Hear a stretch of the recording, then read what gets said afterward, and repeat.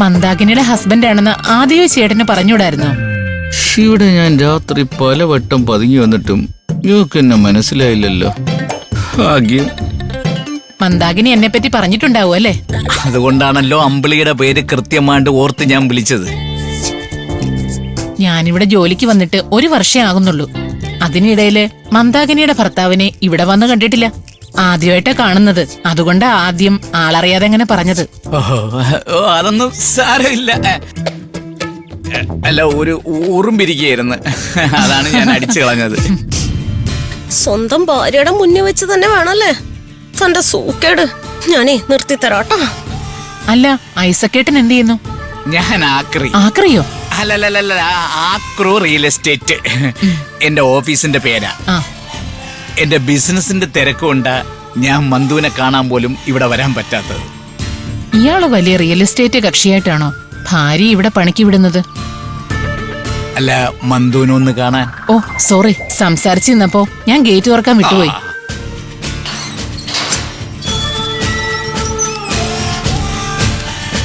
പാതിരാത്രി എന്നെ കാണാനും ഓരോന്ന് കട്ടോണ്ട് പോവാനും മതില് ചാടി വരണ ഇയാള് എന്തിനാ ഇപ്പൊ വന്നത്? അമ്പിളിയുമായി ഇയാൾക്ക് ചങ്ങാത്തോണ്ട്.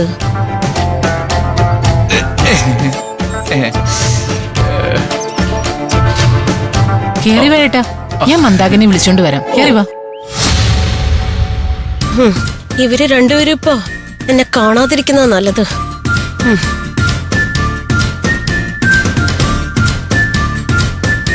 വാ, ഐസക്കേട്ടൻ ഇവിടെ ഇരിക്കും.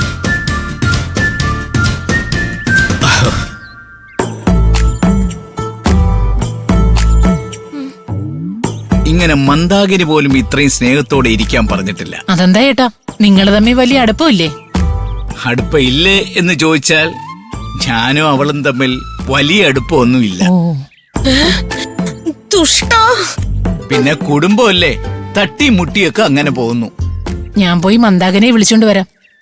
അമ്പിളി, അമ്പിളിയെ എന്നെ പറ്റി ചോദിച്ചു. ഞാൻ അമ്പിളിയെ പറ്റി ഒന്നും ചോദിച്ചില്ല. കല്യാണം കഴിച്ചതാണോ? ആ, കല്യാണമൊക്കെ കഴിഞ്ഞതാ. പക്ഷേ ഹസ്ബൻഡ് സ്ഥലത്തില്ലല്ലേ?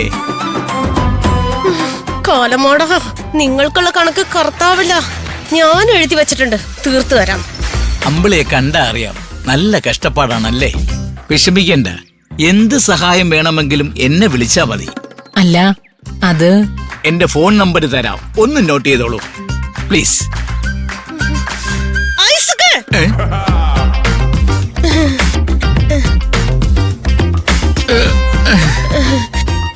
എന്റെ ഐസക്ക്, ഇതെന്താ ഒരു വാക്ക് വിളിച്ചു പറയാണ്ട് വന്നത്? അത് മന്ദു നിന്നെ കാണണമെന്ന് തോന്നി, അതാ വന്നത്.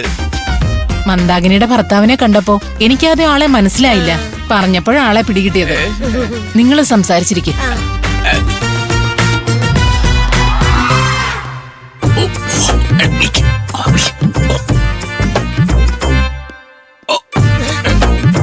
മന്ദു, നാട്ടിലെ ഏതെങ്കിലും സ്ത്രീകളെ പരിചയപ്പെട്ട ഉടനെ നിങ്ങൾക്ക് സഹായം ചെയ്യണല്ലേ? ഇവിടെ ഞാൻ ഒരുത്തി തീയും പുകയും കൊണ്ട് അടുക്കളയിൽ കിടന്ന് കഷ്ടപ്പെടാന്ന് വല്ല വിചാരവും നിങ്ങൾക്കുണ്ടോ?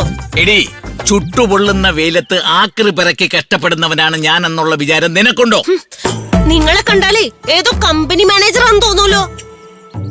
നിങ്ങളോട് ഈ വേഷത്തിൽ നടക്കരുതെന്ന് ഞാൻ പറഞ്ഞിട്ടുള്ളതല്ലേ, പിന്നെ എന്തിനാ ഈ വേഷം കെട്ട്? നിന്റെ പിണക്കം മാറ്റം വന്നതാണ് മന്ദു. എന്റെ പിണക്കം മാറ്റാനാണോ അത് അമ്പിളിനെ വളയ്ക്കാനാണോ വന്നത്? എന്നാ എനിക്കും പറയാനുണ്ട്. അന്ന് രാത്രി ഞാൻ ഇവിടെ വന്നപ്പോ വേറൊരുത്തം മലയടി പോയത് അവൻ ആരടി? ഏതവൻ? നിങ്ങളുടെ കള്ളത്തറും ചുറ്റിക്കളയും മറച്ചു വെക്കാൻ എന്റെ മാനം കളയുന്ന വർത്താനം പറഞ്ഞോണ്ടല്ലോ. എന്റെ മാനം കെടുത്തുന്ന വർത്തമാനം നിനക്ക് പറയാമെങ്കിൽ എനിക്കും പറയാമടി. നിങ്ങളുടെ യഥാർത്ഥ സ്വഭാവം മനസ്സിലാക്കി എന്നോട് മുട്ടുകാലം ഞാൻ എന്താ അവിടെ? ഐസക്ക് ഒത്തിരി മോശമായി പോയി. ചക്കപ്പഴം പോലെ ഇരുന്ന ഐസക്ക ഇപ്പൊ ഉണക്ക മുന്തിരി പോലെയായി. എന്റെ മന്ദു എങ്ങനെ തുള്ളിച്ചാടി നടന്നതാ, ഇപ്പൊ ഗ്യാസ് മതി ഐസക്ക്. ഇനി വല്ലതും പറഞ്ഞ എനിക്ക് സങ്കടം വരും. ഐസക്ക് ചെല്ല്, വേഗം പോ. ഞാൻ പോണല്ലേ? എന്നെ കണ്ടല്ലോ, ഇനി ചെല്ല്. എന്നാ പിന്നെ ഞാൻ പോയിട്ട് പിന്നെ വരാം. വരണോന്നില്ല, ഞാൻ അങ്ങോട്ട് വരാം. ചെല്ല് ചെല്ല്. എന്നാ ശരി. ഓ ഐസക് അമ്പിളിനോട് എന്താ ചോദിച്ചേ? എന്താണെന്ന് എനിക്കും മനസ്സിലായില്ല. മന്ദാകിനിയുടെ ഹസ്ബൻഡ് ആളൊരു പാവത്താനാണല്ലേ? നല്ല സത്യസന്ധനായ മനുഷ്യൻ.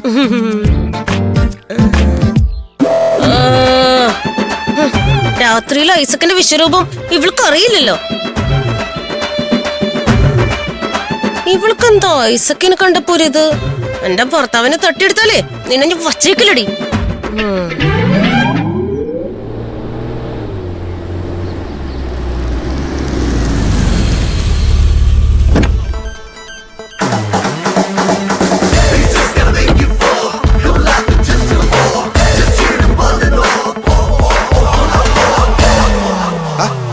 നിങ്ങളായിരുന്നോ? അല്ല, നിങ്ങള് 5 പേരില് ബാക്കി വന്ന 2 പേര് ഇവരാണോ? അതെ, ഞങ്ങൾ തന്നെയാ. സാറിന് ഇവരറിയാമോ? അറിയാവോന്നോ? എടാ, റോസ്മേരി ഹോസ്റ്റലിൽ നിന്ന് വന്ന 5 സുന്ദരികളെന്ന് പറയണ്ടായിരുന്നോ? എങ്കിലും എനിക്ക് പെട്ടെന്ന് തന്നെ മനസ്സിലാവില്ലായിരുന്നോ? ചേട്ടന് ഞങ്ങള് മനസ്സിലായല്ലോ, സന്തോഷം. നമ്മുടെ ഹോസ്റ്റലിലെ തകർന്ന ക്യാമറകളുടെ ഓണറാ ഈ വിനയ്. ഇപ്പോ ആളെ മനസ്സിലായി. Unknown number. അപ്പൊ അതാണ് നിങ്ങളുടെ പ്രശ്നം. അതെ, ഈ നമ്പർ ഐഡന്റിഫൈ ചെയ്യാൻ പറ്റുന്നില്ല, അതാണ് പ്രശ്നം. ആ നമ്പർ കണ്ടെത്തിയാൽ മാത്രം പോരാ, ആ നമ്പർ ആരുടെ ആണെന്നും കൂടി അറിയണം. അപ്പൊ അതും അറിയണം അല്ലേ? അതെ, അതിനുവേണ്ടിയാ ഞങ്ങള് കാണാൻ വന്നത്. ചേട്ടന് ഈ കാര്യത്തില് ഭയങ്കര എക്സ്പീരിയൻസ് ആണെന്ന് ഞങ്ങൾ അറിഞ്ഞത്. ഞങ്ങൾ പല വഴിക്ക് ശ്രമിച്ചിട്ടും നമ്പർ കണ്ടെത്താൻ കഴിഞ്ഞില്ല. അതെന്താ? അതെന്താണെന്ന് ഞാനിപ്പോ പറഞ്ഞുതരാം. ദാ, ഈ സാധനം നിങ്ങളുടെ ഹോസ്റ്റലിൽ നിന്ന് ഞാൻ എടുത്തോണ്ട് വന്നതാ. ഈ ക്യാമറ അടിച്ചു പോയതിന്റെ കാരണം ഇതുവരെ കണ്ടെത്താൻ കഴിഞ്ഞില്ല. അതിനിടയിലാ നിങ്ങളുടെ ഈ ഫോണിന്റെ ഈ പ്രശ്നം. അവിടെ എന്തോ കുഴപ്പമുണ്ട്. ഹോസ്റ്റലിലെ ക്യാമറയും ഈ ഫോണും തമ്മിൽ എന്താ ചേട്ടാ ബന്ധം? അതൊക്കെ ഉണ്ട്. ഇതിപ്പം ചേട്ടന് എന്തെങ്കിലും ചെയ്യാൻ പറ്റുമോ? ഈ പ്രശ്നം ഞാൻ പരിഹരിച്ചു തരാം. പല അനോണിമസ് കോളിന്റെയും ഉറവിടം കണ്ടെത്തിയ ആളാണ് ഞാൻ. അപ്പോ ഈ അൺനോൺ നമ്പറിന്റെ പിന്നിൽ ആരാന്ന് കണ്ടുപിടിക്കാൻ ചേട്ടൻ ഈസി ആയിരിക്കും. പിന്നെ എന്താ പറ്റാതെ? ഞാൻ ശരിയാക്കി തരാം. എന്നൊന്ന് പെട്ടെന്ന് പറഞ്ഞതാ ചേട്ടാ. പക്ഷെ അതിനു മുമ്പ് നിങ്ങളിൽ നിന്നൊരു കാര്യം എനിക്കറിയണം.